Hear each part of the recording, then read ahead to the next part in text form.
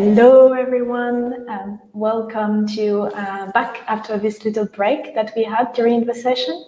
I hope you're all doing well and that you're also enjoying all the talks of this great disruption forum. This is that it is bringing new perspectives for you to bring back home and new ideas so you can also implement at your level and create a positive impact. This talk is also part of the B-Lab Europe Interdependence and Pact series as a kind reminder. And this series aims to really shine a light on pioneering thought leaders from business, finance, public policy, academics, and civil society to all together explore answers to some really big questions that our global community is facing.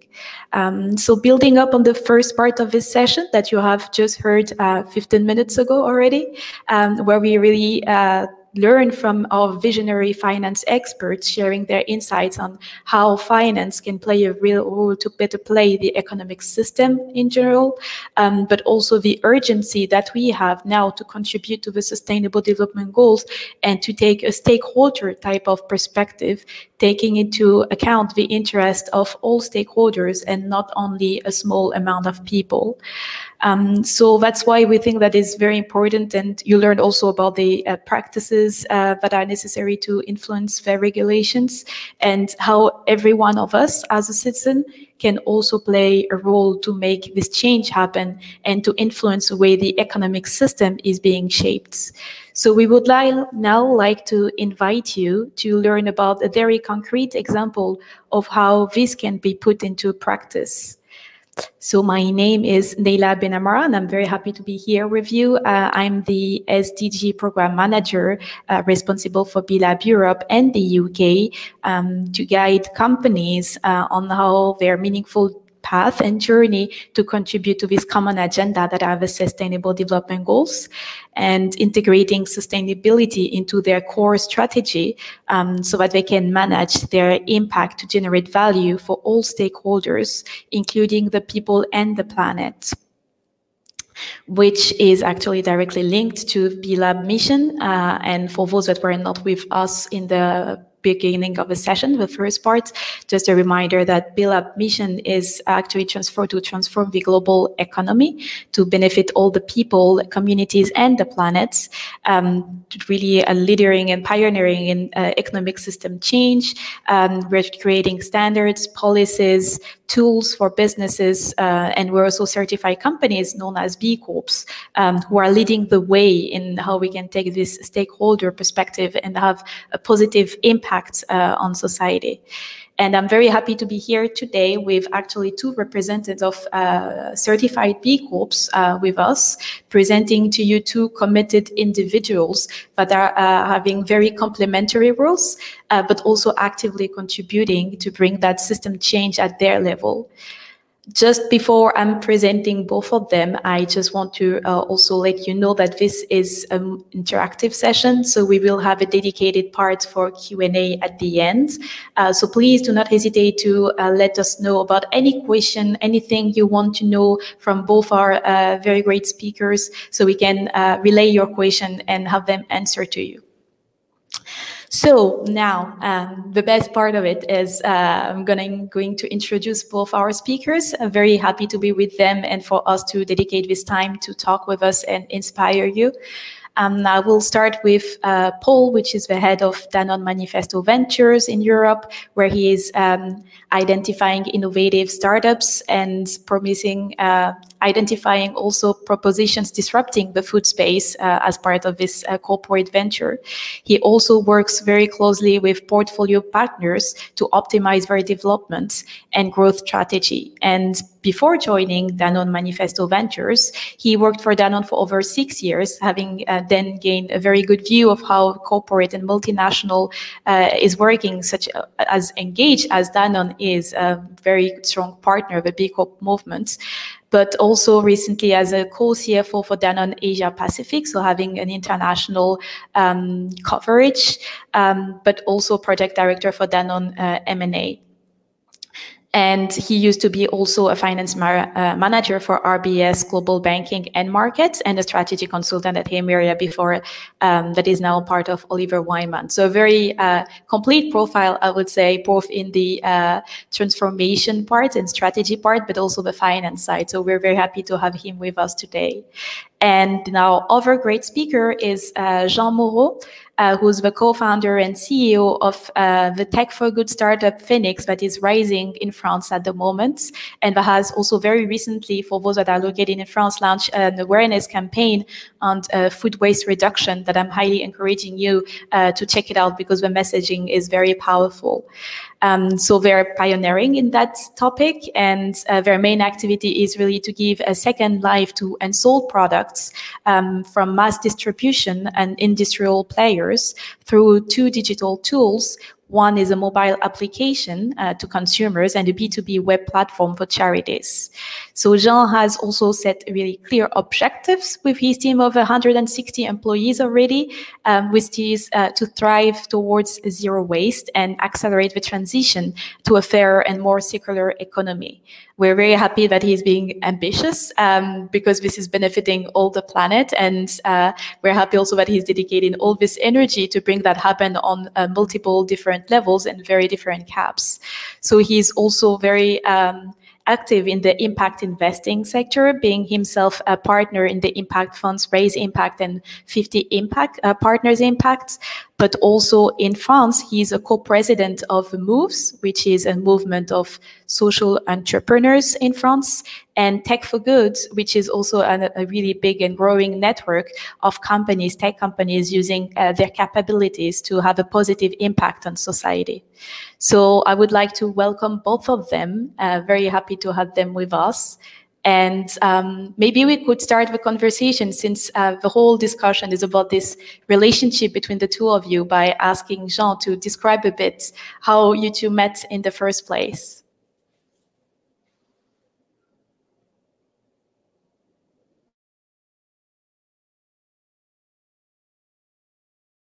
We cannot hear you, Jean. Do you hear me now? Yes, cool. Okay, yes, right. Perfect. Thanks. Thank you for this very nice presentation. So I'm Jean. I'm the co-founder of Phenix. I met Paul, who is now one of my investors. I think it was 18 months ago, back in 2018, and we met during a very special event, which is David avec Goliath, organized by Raised.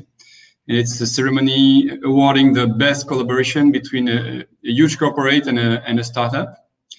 And we had the chance to win this prize in 2018 with Carrefour, which is one of our clients, the French retail distribution network. And Paul was in the assistance. And at the end of the show, he came and talked to me, and we had a good feeling. But the thing which is special about this meeting is that it was the very day that we just announced our last fundraising round, because back in November 2018 we raised 15 million rounds of financing. So I said to Paul, I'm very happy to know more about Danone Manifesto Ventures, to know more about your ambitions toward the zero waste world. But right now we do not need any more capital. We just need to deploy what we just raised.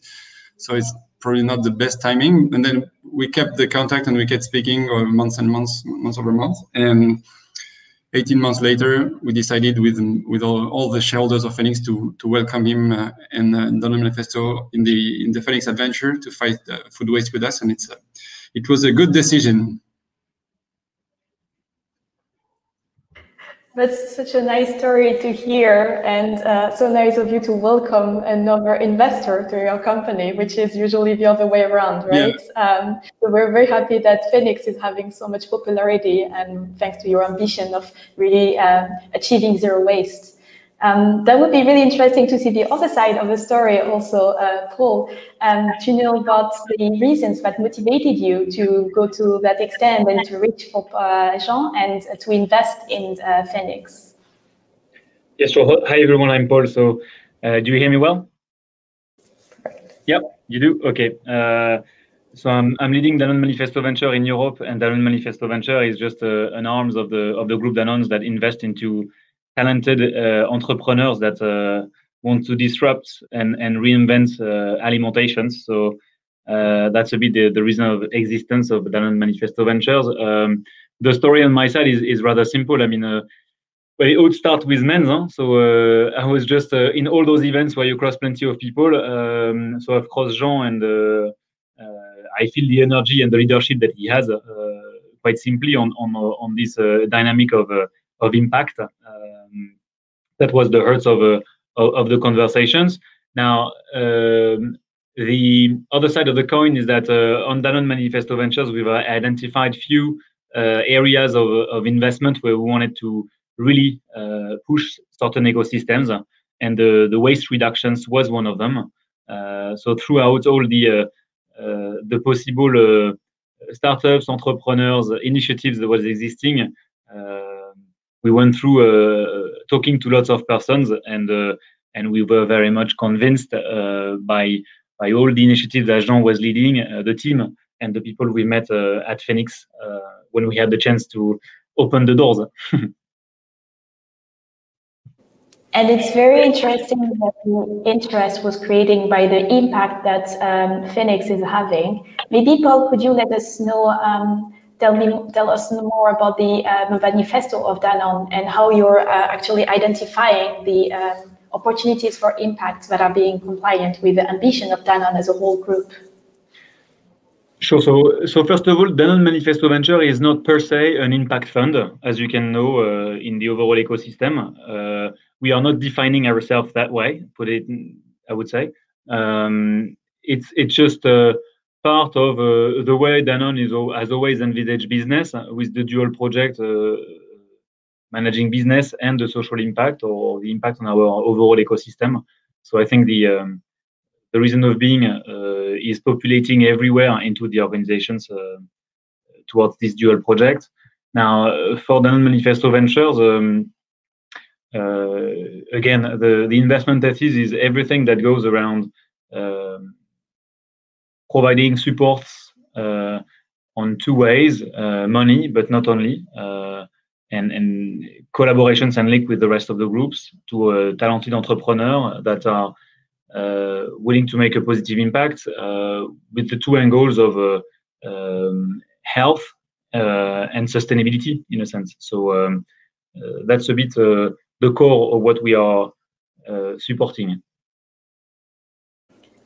So the main aim was really to change the food sector at a sectorial level, which is also a very interesting systemic approach. And knowing that Danone is actually on the way of getting certified as a B Corp and one of the first entreprises à mission in France, as you were talking about this integrated approach, I think that's very interesting for the people hearing from us to understand this type of investment that is not so common, but could actually be multiplied by other companies as well.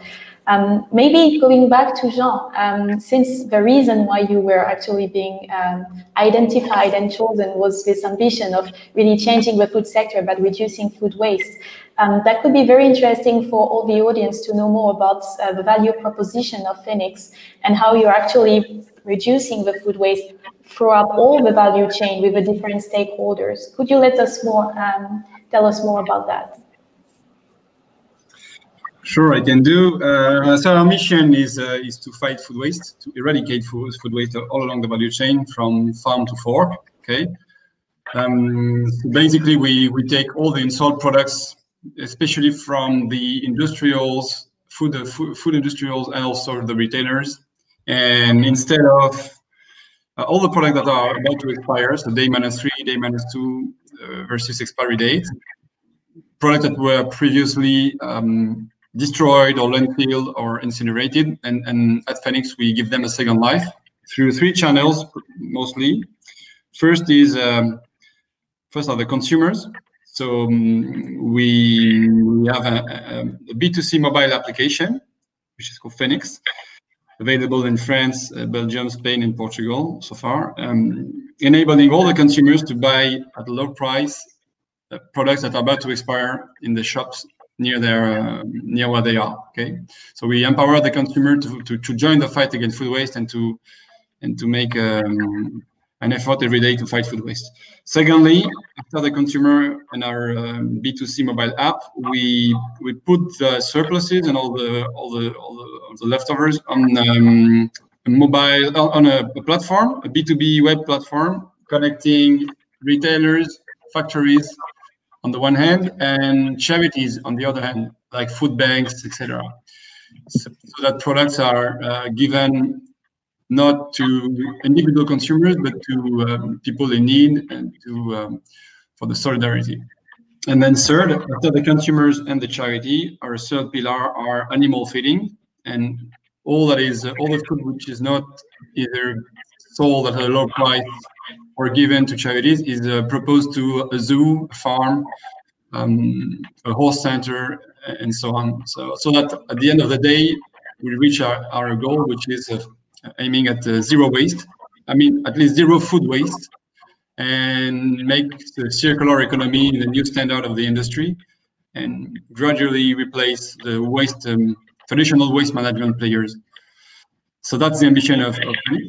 And our business model is quite simple. It's on the B2C mobile app, it's a marketplace. So it's a system of microtransactions. Basically, we take €1 per transaction. Each basket sold, we collect €1. On the B2B, on the charities, on the charity platform, we transform a cost center into a profit center by enabling our client to kill costs, because we kill the cost of waste destruction. And in addition to that, they can collect a tax credit, tax deduction up to 60% of the book value of the goods sold and donated to a charity. So they really transform a cost center into a profit center. We really create value. Of course, we create environmental and social value, but we also create economic value, and that's probably one of the keys of the success of Phenix. We make sustainable development. We are in the field of CSR, but with an economic approach, an economic angle, and with an impact on the P&L. And that's what makes us work at scale in the big corporates. So in just two figures to finish, we are very proud of our growth so far, because we are 6 years old and we went from 0 to 15 million euros of revenues in 2019. And at the same time, we saved more than 80 million meals from destruction. And on a daily basis, it's 120,000 meals saved each day through the different channels of Second Life that we create. So we are proving, or kind of proving, or we are in the way of proving that you can, at the same time, have a startup or scale-up that is ambitious, which is growing fast, but at the same time, significant impact on the environment. It's no longer in opposition. It's the future of entrepreneurship and the future of startups, what we call tech for good or positive impact solutions, and what it has the heart of the B Corp community. So very proud to show that it's possible. And thank you for doing that. I can hear the co-president of Tech for Good when he's talking with all the different caps. You're very well representing all the values that you're defending and that you're putting into action, really advocating actively. That's a great company you have invested in, Paul. We're very happy that you did as well, partners. Maybe to go back, I will build up on what Jean was saying, but to go back just to the relationship that you have, so that people can understand how this is illustrating. So you were mentioning that indeed Danone Manifesto Venture was not a typical impact fund, but a corporate venture that was using impact as one of the criteria to select the investments and being coherent with the strategy of the whole company. But just so that people understand on an everyday basis, how does this translate, this financial relationship and this collaboration relationship that then is being created between the two of you? So yes, you're right. I mean, I haven't mentioned, but it's true that Danone Venture itself is a B Corp, so it's in our ADN to try and do things the best way we can. But to answer your questions on the relationship, I mean, it's the way Danone Manifesto works. Let's start by this: is not only investing. We're always talking about smart money. So we really see us as a way to enter into strong relationship with funders. If we are at their table on a monthly basis or whatever, is because they really valued the fact that we are there, and on the flip side, we also very much value the initiative that they are pushing for. We always try and start, or in the course of the conversations, while we get to know each other, identifying few areas of possible collaborations that we'll see would help the company to develop in the right way. It's also a way for us internally to check the tractions that we can have from the Danone business. We really see ourselves not as one of those corporate ventures that are in full autonomy versus the rest of the group. We really see us as a link between the investment we make and the rest of the group. So that's a bit the way we frame things from the beginning. Now, specifically with Phenix, we've really discussed, and it was quite natural, to be honest. There were lots of talks internally about what we could do in terms of food waste. And I would say, and I say it again, lots of talks and lot of actions. So bringing Jean with me on a few COMEX conversations, I think helped the company to start moving, specifically on some actions. And honestly, I'm a bit harsh on Danone people. They have started already. They were not waiting for us to do something about what we waste. There were already initiatives internally, but I think the fact that we are investing and the fact that Jean took the time to come and discuss with the high end of the people internally has accelerated some sort of ideas internally, and maybe we can elaborate further. But I mean, we have ignited some ideas and some labs that I think will bear fruits, hopefully widely than only Danone. Do you want to build up on that, Jean? Yeah, I can confirm that's what motivated us to welcome Danone on board. It's because they are not just a financial investor; they also an operational partner. They have a very good vision of the food, of the future of food, of the food market in Europe, in Asia, and the US. So it's very precious to have them with us. And we can also, with Paul, who is very much involved in the connections between the operationals and our team, we can also co-construct and co-build the future of our services, our products, to be sure to make sure that we really fit the need of the clients and we really fit the need of the industrial. We were very much expert on the retail sector because working with Franprix, Casino, Leclerc, Carrefour, and so on. But we were more beginners with the big industrial in food like Danone. So we got a lot of information and a lot of expertise from them.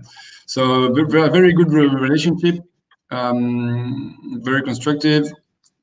What Paul doesn't say is that another big difference between a traditional VC fund or venture capitalist fund is that they are kind of evergreen because they are investing on their own funds. So they want an IRR, a return, but they can be more patient than a traditional fund who has a life cycle of 4 to 5 years on its investment line. So that's also an asset for them. Patient capital and taking care of the impact. And that's also one of the reasons we're so happy to have you with us, because you're really illustrating another type of partnership that can exist, that is being leveraged by the financial aspect, but was not triggered in the first place by it, but it's being strengthened by the financial relationship that is binding the two of you, so that you're creating more collaboration, as you were saying, on an operational level, but also on the decision-making level. And usually, especially with B Corps, the idea is always to benefit all the stakeholders and not only shareholders. But in your case, you have actually shareholders that are on the same page and the same line of thinking with your ambition and the impact that you want to have. So you can actually very easily combine the interest of shareholders and the other stakeholders, because your shareholders also have the same ambition and are part of the stakeholders. So we wish that would be the case for maybe more companies, so that we can have this alignment and make things easier, right? Maybe also build up on coming back to Paul and then on Manifesto Ventures, and extending to go back to the first part of the session where we were talking about the role by finance can play in changing the economic system. I would like to ask you from your personal background, not just as Danone Manifesto Ventures, but what role do you think finance can play to help to have such an economic system that is working better to incorporate impact at its core?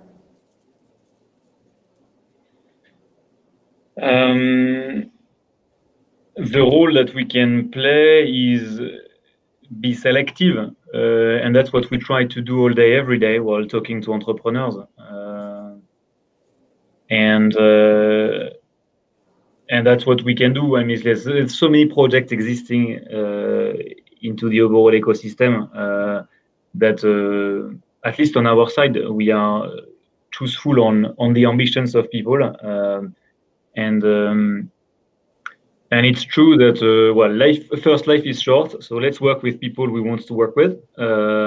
That's honestly one of the first things I've learned as being an investor in venture capital, is everything is done by people, and so all the time we've started investing, or we invested actually into companies just for the product or for what it was done.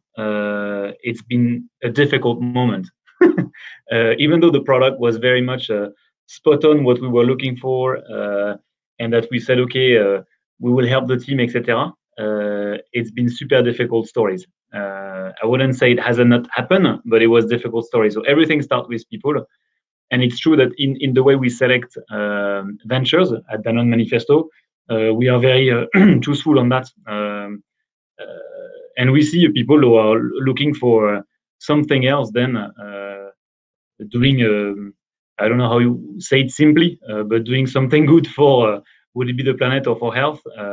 People looking just for money or for importing something that already exists somewhere. We are most of the time not following.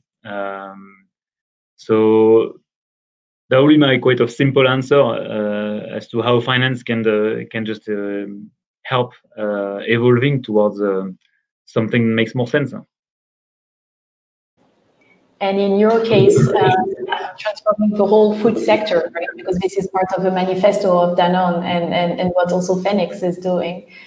Maybe Jean, I would also be very curious to have your opinion, being yourself a partner and on the other side of the wall as a partner of an impact investing fund.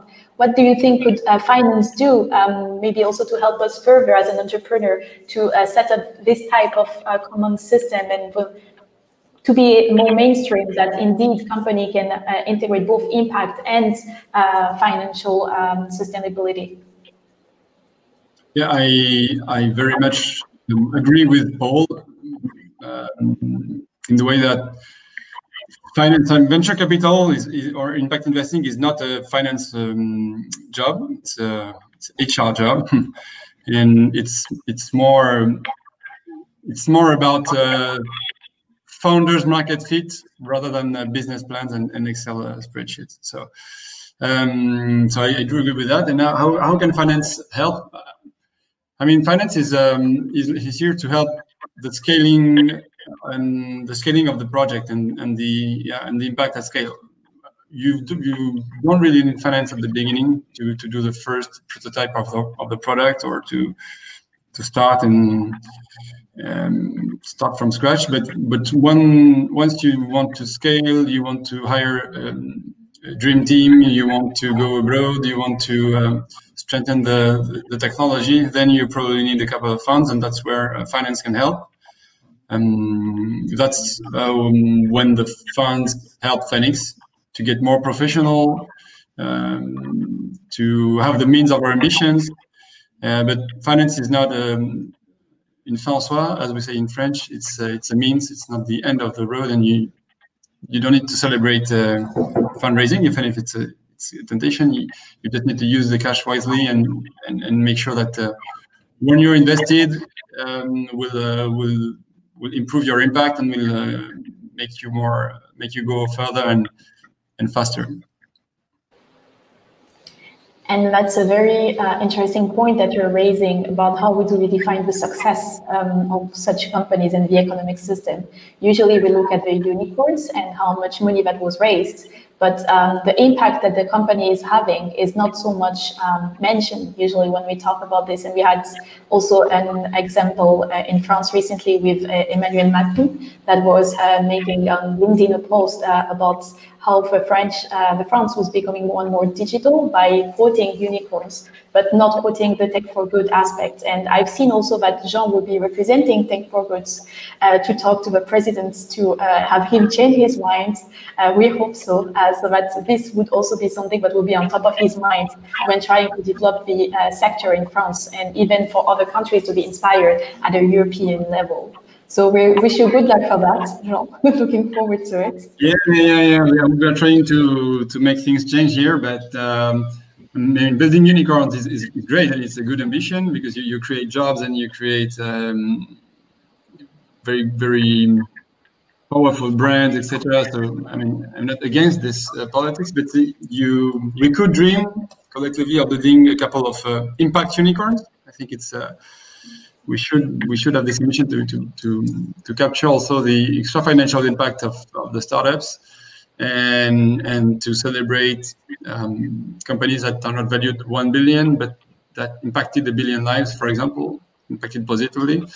So, but in France, the ecosystem is still lacking of credibility and visibility because we are lacking success stories. So. We have now a couple of big successes like Back Markets. I don't know if you know about them. They are refurbishing mobile devices and laptops and giving a second life to electronic devices. So they have a very good trajectory. We are one of them also. We're not the only one, but yeah, my job is to show to the president and the government and the media that. It's not a dream. It's no longer a dream. It's becoming a reality. We are creating great companies, creating jobs. We have traction, ambition, but at the same time, we are following the SDGs, and we are trying to make the world a better place. And it's also a big asset to hire talents and to hire the best team and the best developers, for example. So it's also a very good asset to have a strong mission, a powerful mission. It helps a lot. Neila, I would add one topic on your questions of how finance can impact positively. We all talk about fundraising and big money here, but I think there's two other ways. I mean, finance people, the finance approach, which is tracking things and looking at the way to measure it, has some sort of an impact, and I think that's what B Corp is doing as well. It's just trying and measure progress, etc. And I feel that the two other ways the finance environment can help is to bring into the headlines the metrics that are not only financial metrics. And I think the RSE trends and all what comes with it of showing in a different way metrics. Play a role, and I think finance people and finance as a whole could very much embrace this. And I think the second topic is putting those metrics towards the consumers and towards the wider numbers is even something that will be even stronger. I mean, we love to say that the consumer is voting every time he's buying something. If every time someone is buying something, he has also some other KPIs about what will be the impact on the planet or what will be the social impact of what he's buying, I'm sure it will change lots of trends and therefore impacting where money flows. But anyway, that was just a thought. And that's a very interesting thought that is directly also building back on the previous part of the talk with Marie-Lou, who was also encouraging every citizen to play a part, because as you're saying, that with the way that people are buying, they're actually voting and exerting their power, but also about their savings and where they're placing them, about the choices that they make when they themselves invest. Every choice that we make as a citizen is actually impacting and influencing the overall system. And what Mario was saying is that by also the power of citizens, even regulations could then be influenced to change, to adapt to those new expectations that citizens are having. So thank you for this very powerful message, indeed, having more transparency and more systematic impact measurements that is part of the system itself, of the mainstream system, could be a key success for us to have a system that is more coherent in general, and where finance can support the businesses and not the other way around or being a constraint, but really having something that is leveraging both sides, as what you're illustrating, both of you today with us. I would like maybe to open to our questions to the audience. We have received a few. So hearing from the audience, there was one question that was about what were some of the hard conversations you had to have with each other in order to develop this positive relationship? I don't know if it's a tricky question.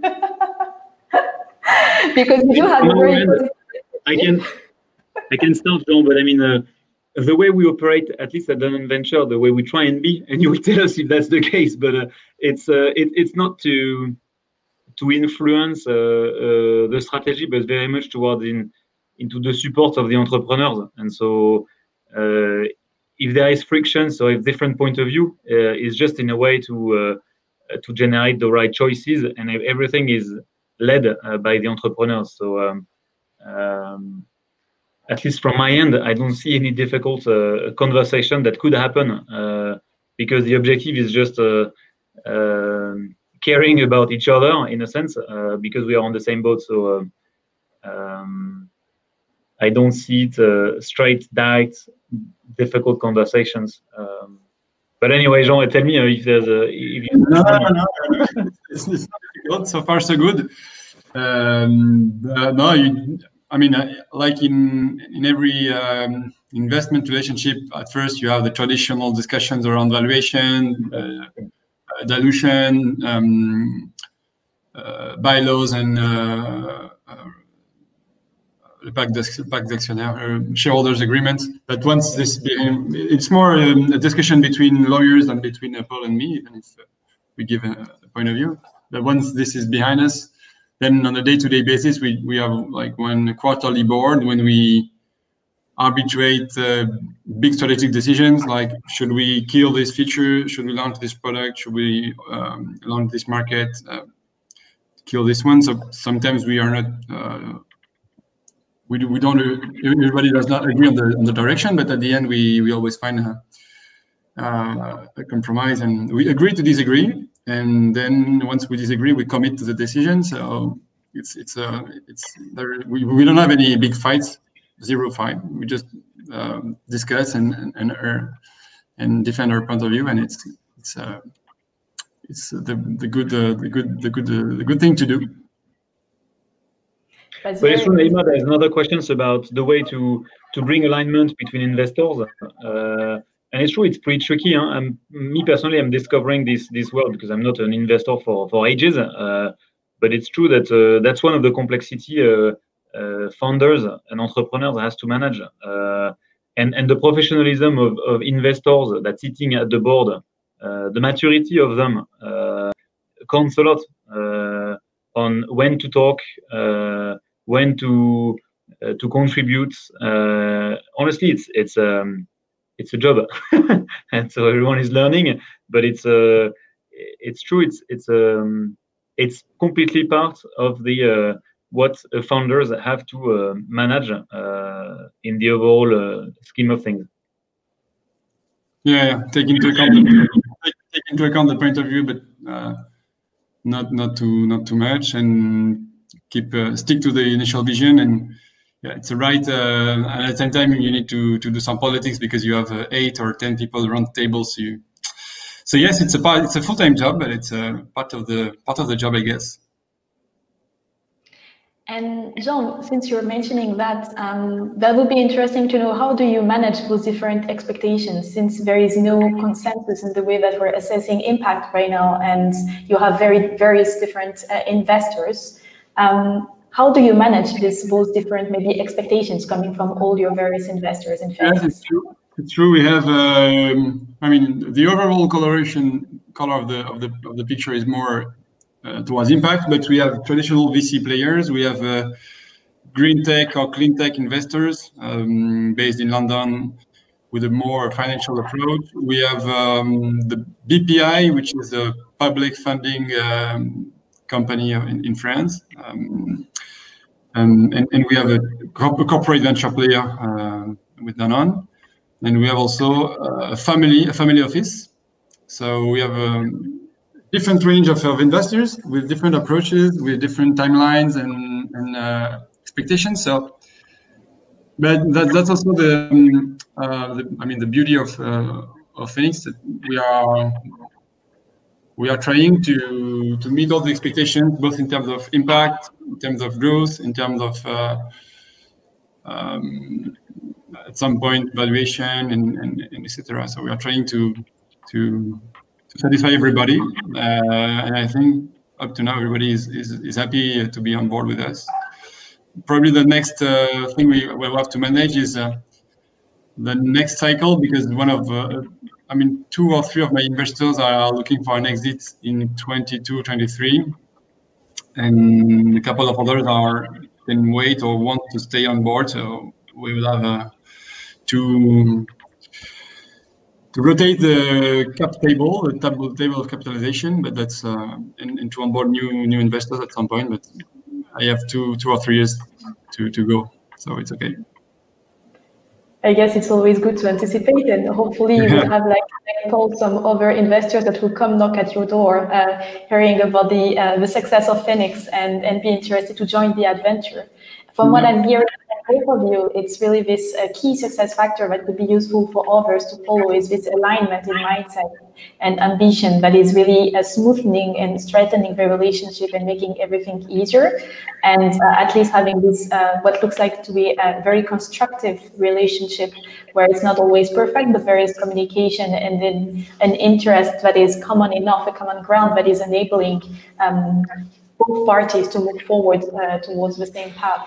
So that's very interesting, and I do hope that we'll have more and more examples on this illustration.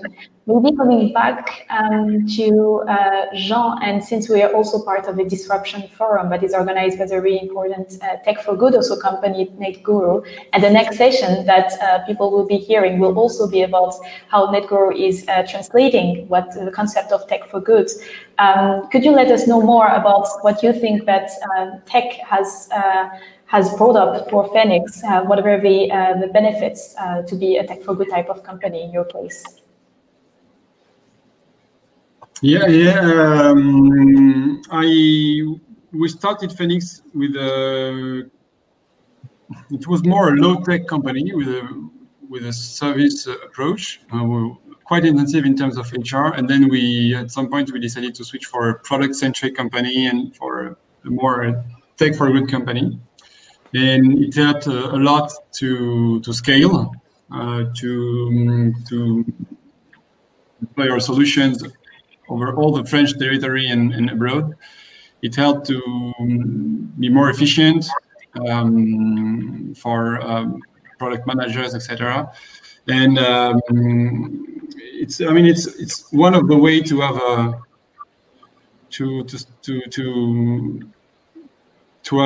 a mission that can scale quickly and with a big ambition. If you're just a consulting firm, then you can have a very beautiful company, but at some point you will be limited in the geographical ambition or in the scaling, or it will be too heavy in people.